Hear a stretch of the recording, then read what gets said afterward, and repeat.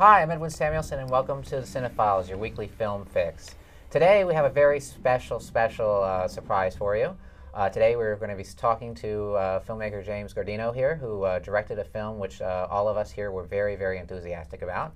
But before I get to that, I want to introduce my panel. Over here, Mr. Jeff Galashaw. Hey, to all my fans out there. There's the director. We're going to get quick pad. the director. That's not Jeff Galashaw. One more. Son of That a way. gun. No good director. There we go. Yeah, I'm Jeff Galashaw. Okay, and hello, Mr. Foltz.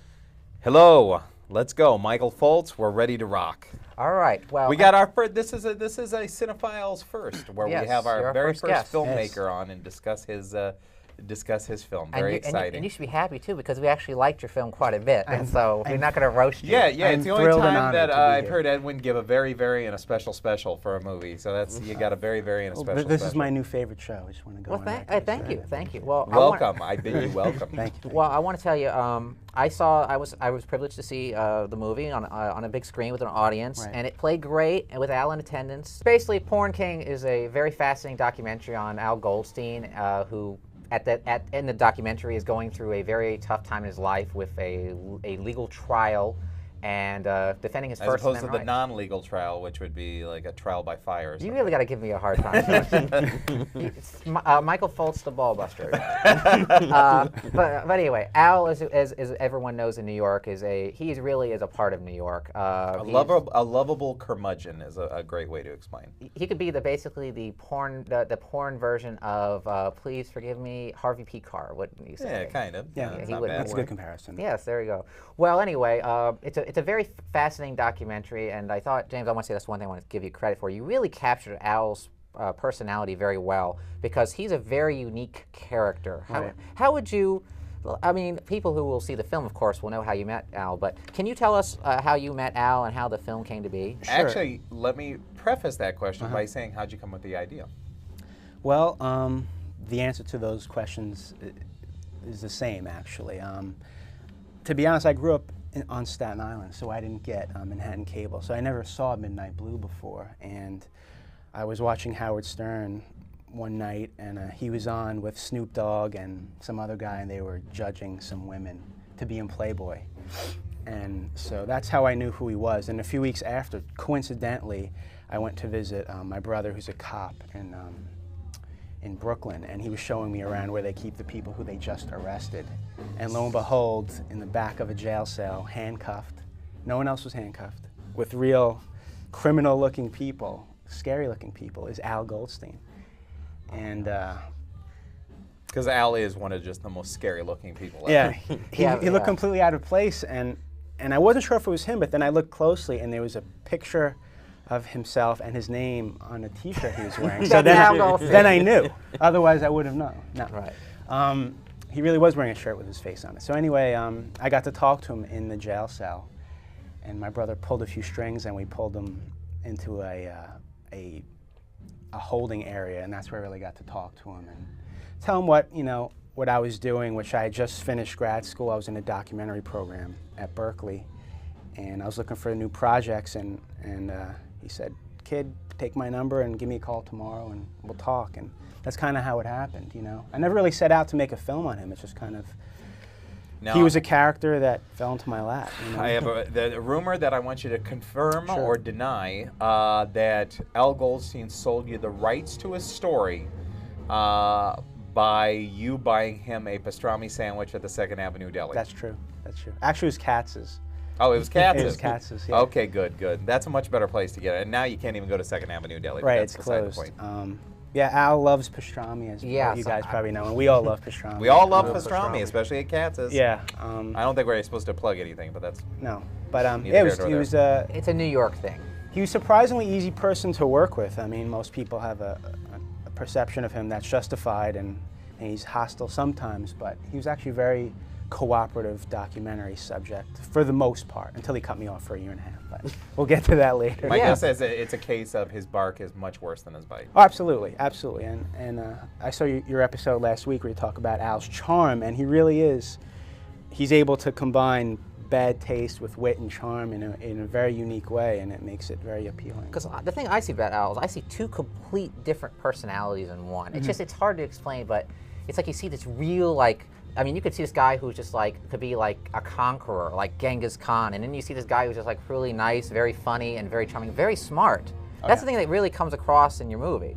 Because when you see him, like, there's a scene in the movie that really stood out to me is where he just said to you, he's in his apartment, and he's talking, you see, everyone thinks I'm sleeping with women, I have all this, this is my apartment, this is where I live. Right. That's a side of Al I've never seen, because I mean, I've been watching his show since I was 12 years old on public access in Manhattan, no, I'm sorry, leased access here in Manhattan. And I've never seen that side of him. You really did develop a really close bond with him, didn't you? Yeah, we really did, and I think it helped that I shot most of the film myself, because he was looking at me and the camera at the same time, and that developed another sort of intimacy, which was good for me and the film. What was not so good is he likes to insult people, and so he would insult me directly to the camera.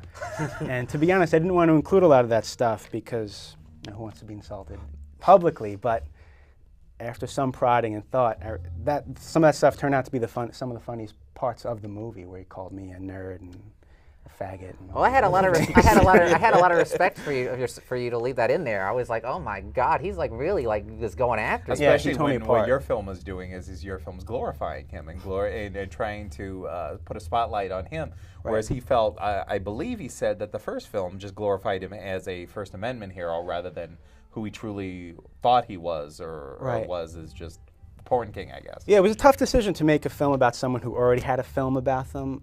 But then I watched that film, and I felt like it was really more about the people who read Screw and watched his show. And then Al later told me he only spent about 5 days with the guys who shot it. So that made sense to me. So I figured there really hasn't been an in-depth movie about Al, just Al. And so that's kind of what I set out to do. Well, by the way, that film is called Screwed, which has never been really, I believe, released on video. It was in the theater. It was in the theater. I saw it, and in '96. It was not, like you said, it really didn't capture Al. It was more. I mean, it was a scene with a guy being like held up by what is it, needles and stuff. It's kind of disturbing. It's like why the hell is this in here? Yeah. It was a very, but that's the one thing I want to give you credit is that you really just focused on Al and just him as a person, and that's the charm of the movie. And I think that really comes through in your movie. Yes. Well, I have a question. Okay. Now, like how when Johnny Depp followed Hunter S. Thompson for Fear and Loathing in Las Vegas, and whenever anybody would ask him while he was following him how he felt following him, he would always say the same thing. It was fun, but it was tiring. When you were filming him, did it through your experiences? Did you ever feel like maybe worn out by the experience, or did you find it changed you in any sort of way following him? That's a great question. And very good question.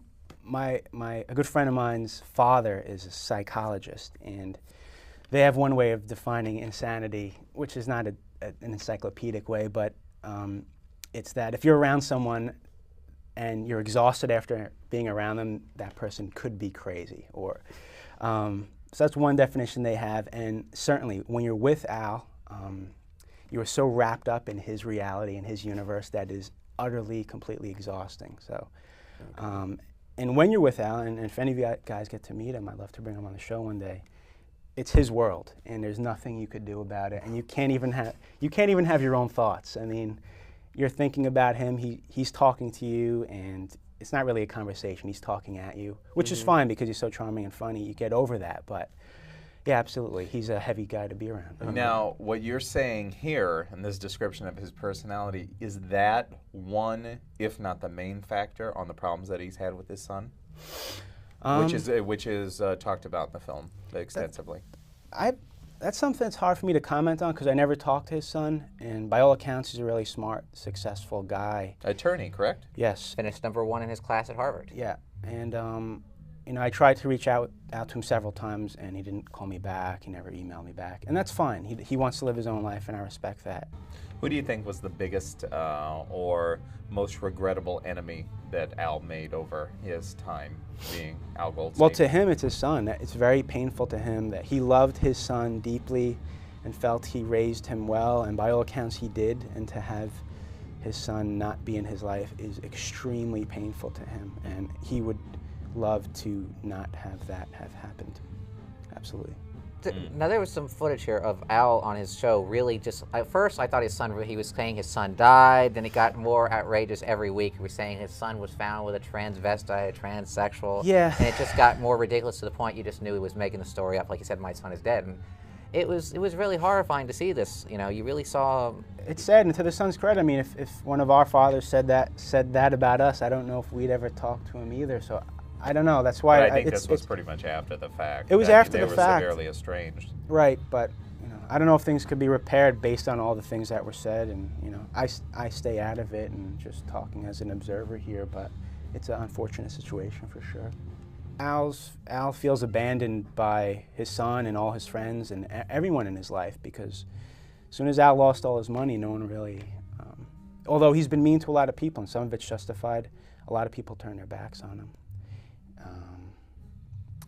Well, the heyday of Screw really was the 80s, right? Yeah, the 80s, but he was doing well, believe it or not, up until, you know, a year before they closed up shop. I mean, he was raking in a lot of money with his phone sex business, believe it or not, and hooker ads bringing a lot of money, surprisingly. You would never think, you know. The term is escort ads, not hooker. Right, escort ads, I'm sorry. Well, he had a beautiful home in Miami. Yeah, that home was built by the DuPont family. So, I mean, I stayed there for a few nights until Al started screaming at me for picking a restaurant without his prior knowledge. So, well, that's one thing I want to ask you is when you got into Al's life, what was his life at that time professionally? Like, what was it? You said he was doing well up to a certain time. What level was he at when you met him? Would you say? And what level did you follow him to eventually? Well, when I met him, he was it's hard to say how much he was worth, but he was definitely living the high life. He had apartments in L.A., in New York, in Amsterdam. He had a legitimate mansion on the water in Pompano Beach, Florida. Anytime we went out, it was groups of 10 to 20 people. He picked up the check for everybody, no questions asked. No one could even try to pay. Super generous guy. And as a person who's trained as a journalist, I felt uncomfortable with that because I didn't want to feel, you know, bought or anything like that. But with Al, it was his way or the highway. So that was something that, you know, a sandwich is going to change my perception of things.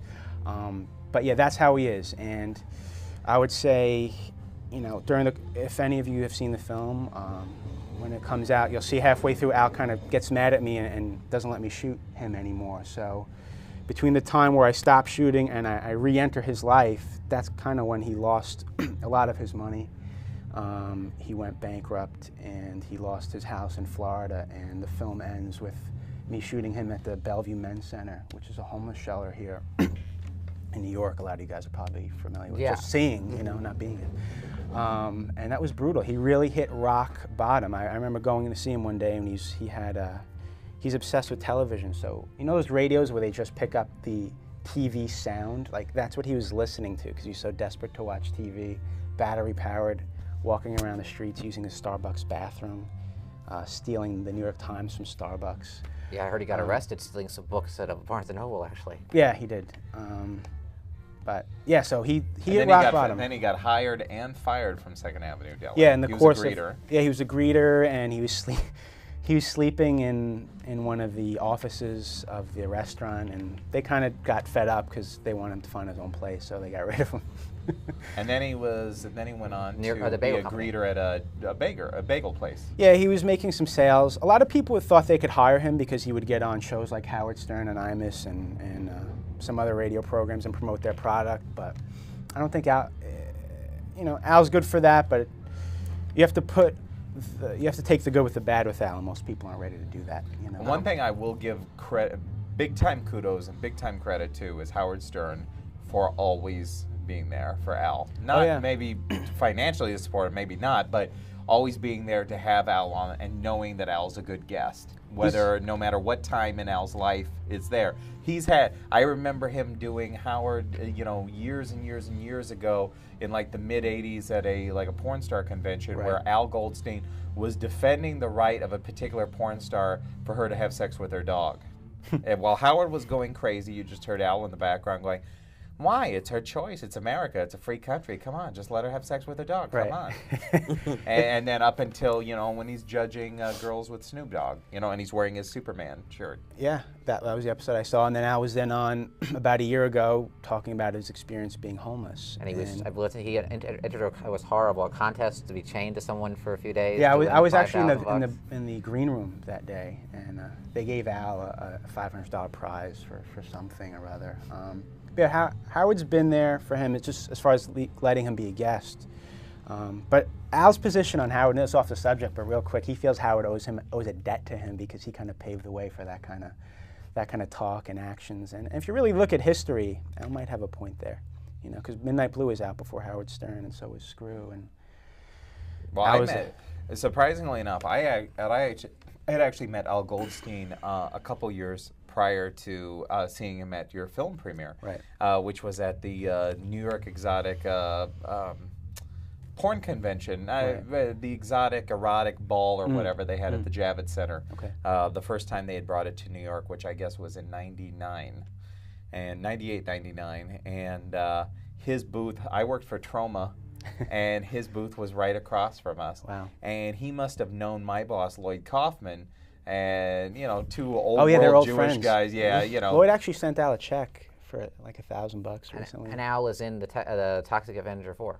Oh, really? Yeah, See, he plays. I did he not plays know the that. mayor. Oh no, he plays not the mayor. That's Ron Jeremy, of course. So you get the other. Al plays the senator or something. Oh, okay. I know that he was on the megaphone promoting his site, and he would always say, "Go to Troma and get some movies. They're shitty, but they're good. They're good. They're good. You got to go to Troma." That's right. You remind me of that he was on his show, and he was actually talking about working for Lloyd, and said, "Yeah, he's a good Jew boy like me." Yeah. You know, that's Al's just lovable, I guess you could say. Oh, yeah. quotes. Okay, I have, well, this is probably a petty question, but I know that he had a bunch of people he wanted to call as character witnesses, but he chose, ironically enough, Grandpa Al Lewis. Out of all of his friends, were there, I don't want any gossip, or you don't have to mention names, but did you find a lot of them didn't want to talk about him on camera? Anyone I talked, the only person who said no to us was Hugh Hefner, because he's real protective of his image. Although Alan, go way back. Yes. But Larry Flint was really nice, professional, great interview, knew exactly what he was doing, in and out in a half hour. Ron Jeremy was 7 hours late, but very good interview. Did you have to fly out to Los Angeles? Yeah, for I those? flew to LA for those interviews. And anyone else we tried to talk to was pretty helpful. You know, I have to say. But I think most people, when you tell them you're making a movie or a TV show, they're interested. You know? Let me ask you this. You said of course you followed Al on the street a lot. How was it being with Al, like actually with people? I bet a lot of people come up to him and go, "Hey Al, I watch you." What was that like? Because I would just love to know how many people recognize Al and just want to talk to him. Well, now he doesn't really look like Al anymore because he had gastric bypass surgery. He weighs about he weighs about 20 pounds more than me. So most people don't even recognize him anymore. So now it doesn't happen as much. Back then, people would know, mostly like mailmen, bus drivers, real blue-collar, regular guys, which I really liked about Al, because here's a guy who's worth several $1 million at one point legitimately, and hung out, lived at the Playboy Mansion, lived the high life, for real. He once brought a suitcase with $250,000 in it on a plane and took it to Switzerland and to put in a Swiss bank account. I mean, hope no one at the IRS is watching. It doesn't even matter at this point, he's broke. But, I mean, he lived a life most of us, he's lived a very unique life. Aside from that, he would talk to anybody. Anyone who came up to him, he was really nice. He'd give them copies of Screw if they wanted it. He'd talk to them, make fun of them. And I respected that about him, because he is an everyman. And that really made me want to make a good film about him even more. You know? How long did it take? You must have shot a lot of footage with Al. How much footage did you shoot? How long did it take you to put this film together? Well, I shot the movie over a course of 3 years, and I would say between 60 and 70 hours of footage. And, you know, editing, I would say, I don't know, maybe 6 to 7 months of editing. Now, the one criticism that I had of the film as I left, and it was something that I think it wasn't so much a criticism of your filmmaking skills or the subject matter, but it was more like timing. Mm-hmm. I noticed that I felt that when the film ends, it really ends on a down point, but not so much a depressing, you know, turn the page moment, but really like everything is so up in the air. He's getting ready to be homeless. It's basically almost a tragic ending. Yeah. And when I was at the premiere, which not everybody is privy to, we find out that Al has a career turnaround. My question is were you satisfied with the ending? And 2, was his career turnaround, was that legit? Was that a real turnaround? Because he said he was coming back with this, that, and the other thing with all these promises. And I wanted to know if that was really legit or was he blowing smoke at the audience at the premiere? Well, all right, to answer your first question, and this is my first line of narration in the film, it's that every day of Al's life could be a documentary, and it's true. Every day of Al's life could be a documentary. You could put a camera on him and follow him making coffee and spilling it all over the floor and getting into an argument with someone at Starbucks, and you'd have a good segment there. So every day that I wasn't shooting, yeah, it hurt because I knew something good was happening.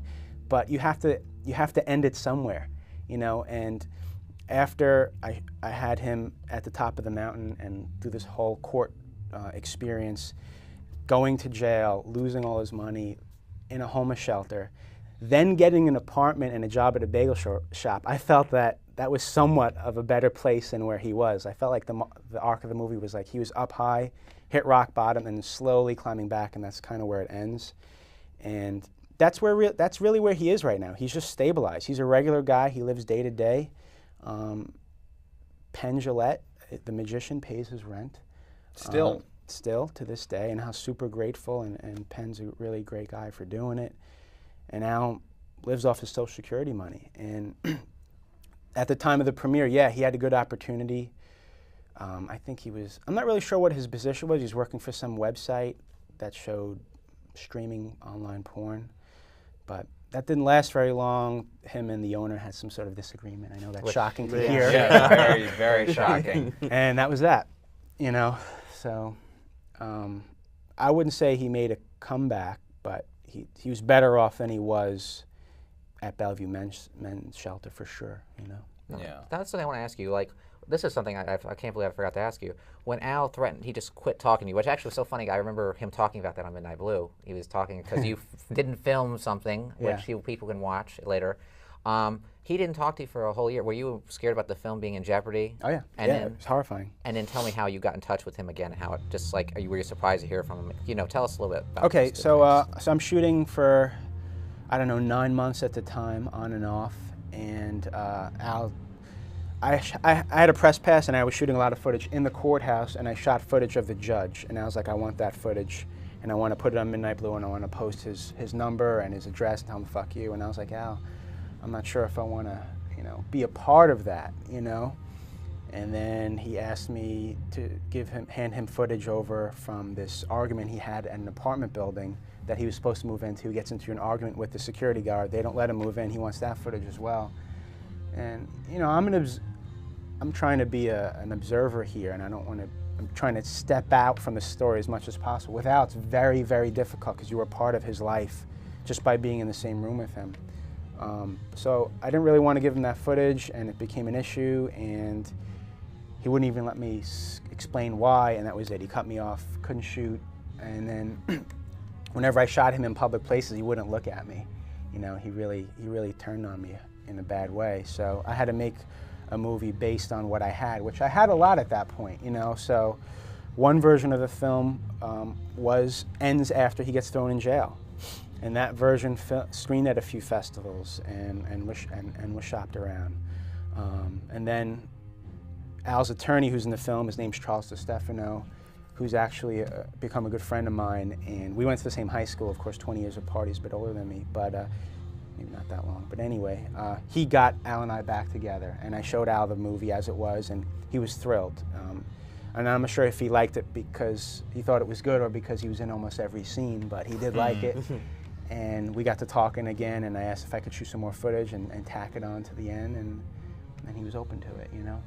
Were you surprised to hear from them after all that time, though? Just really, I mean, because he said he just quit talking to you for a whole year. I was, but I was happy because Al's a weird person. He could be really disgusting and vile and hurtful because you get to like him, and then he just turns on you, and it's painful. It's like, dude, I'm making a movie about you, and I'm sacrificing part of my life for you in a way to make this part of your life so the public can see, because I believe in you. I believe in this story. And then he just cuts me off. That's painful, you know? Thank God he is such an attention whore, though. Right. Thank God for that. And I grew to like the guy, so on a personal level, that hurt too. But yes, it was surprise, but glad. Where did you get the brilliant idea for those titles? Yeah, the that's title sequence was wonderful. It's great. Thank you. Better than And what you see in most movies. And I'm sure cost a pretty penny too. Well, I just came up with it because I spent weeks just going through Screw Magazine, looking at hooker heads and things that are interesting that I could add to the movie. And hooker heads aren't interesting, but articles from Al or something, or photos. And the idea just came to me, instead of just putting credits up on a black screen or something more interesting than that, why not use a newspaper? Because that's kind of what he built his fortune and his reputation and his name on, and let's scroll through there and let's show the credits there. And I'm really happy it came out that way, and no, it wasn't that expensive, because I did an After Effects, and I used 2 guys, and they both worked pretty cheaply because they believed in the project, and I got along with them pretty well. And it was a lot of trial and error, but I'm happy with the way it came out. I'm glad you guys like it. Oh, I thought it was great. That's my favorite part of the movie. I just was like, this is great. It was painstaking in parts to get to that point, but I'm happy with the way. The end result is brilliant. Were you shocked, disappointed, sad, or whatever that it didn't get more of a New York or big city release? Absolutely. I mean, I guess the whole thing, I guess my question centers around distribution. Right. I could touch on that just a little bit, in the fact that this was my first full-length project, and we all want that to get into Sundance and some other big festivals. And I got turned down from a lot of those festivals, and I think part of the reason is because people are turned off by Al as a person, which I think is unfair, but I really believe that's the case, because I see a lot of these movies coming out of Sundance or that are in Sundance, and not to sound cocky, but I think my movie's better than a lot of those, or at least just as good. And it's hard. I think getting into a lot of these bigger festivals is super political, unfortunately. And so, I think because I'm still trying to figure out how Ed Burns manages a career. I'm still trying to figure that so do one out. I think I think this movie will have its day. But well, we run out of time, and but anyway, the film is Porn King. We do highly recommend it. It's a very, very well-made movie, and we want to thank you, James, for being here. Thanks for having me. And like we said, and who knows? Maybe this might just be the start. Maybe we might have to have you back. I'd love to come back. You watch movies. You're a movie fan. Maybe we'll have you on as a guest I would love to come back on my new favorite show. Thank you. Please email us at on our MySpace page, MySpace/Cinefiles. Until next week, thank you. And ironically, this is only my 4th favorite show, so I don't know what's going on. On a big screen with an audience, and it played great, and with Al in attendance. Basically, Porn King is a very fascinating documentary on Al Goldstein, who in the documentary is going through a very tough time in his life with a legal trial and defending his First Amendment rights. As opposed to the non-legal trial, which would be like a trial by fire or something. You really got to give me a hard time. Michael Foltz, the ball buster. But anyway, Al, as everyone knows in New York, he really is a part of New York. A lovable curmudgeon is a great way to explain. He could be basically the porn version of.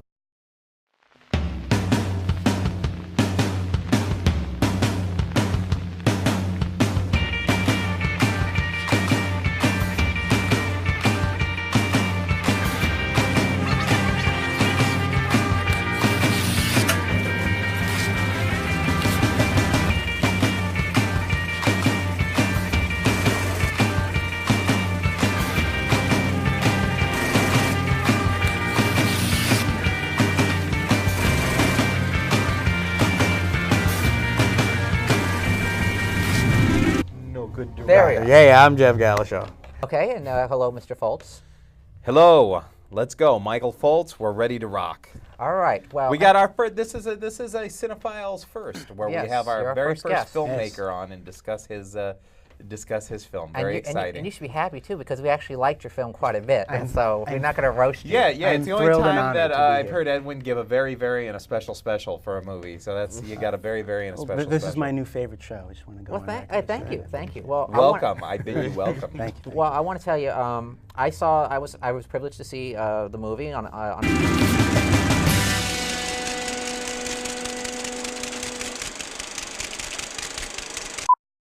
Hi, I'm Edwin Samuelson, and welcome to the Cinefiles, your weekly film fix. Today we have a very special surprise for you. Today we're going to be talking to filmmaker James Guardino here, who directed a film which all of us here were very, very enthusiastic about. But before I get to that, I want to introduce my panel. Over here, Mr. Jeff Galashaw. Hey, to all my fans out there. There's the director. We're going to get quick pad. the director. That's not Jeff Galashaw. One more. Son of That a way. gun. Please forgive me, Harvey P. Carr, wouldn't you say? Yeah, kind of. Yeah, he not would- bad. That's a good comparison. Yes, there you go. Well, anyway, it's a very fascinating documentary, and I thought, James, I want to say that's one thing I want to give you credit for. You really captured Al's personality very well, because he's a very unique character. Right. How would you, I mean, people who will see the film, of course, will know how you met Al, but can you tell us how you met Al and how the film came to be? Actually, let me preface that question by saying, how'd you come with the idea? Well, the answer to those questions is the same, actually. To be honest, I grew up on Staten Island.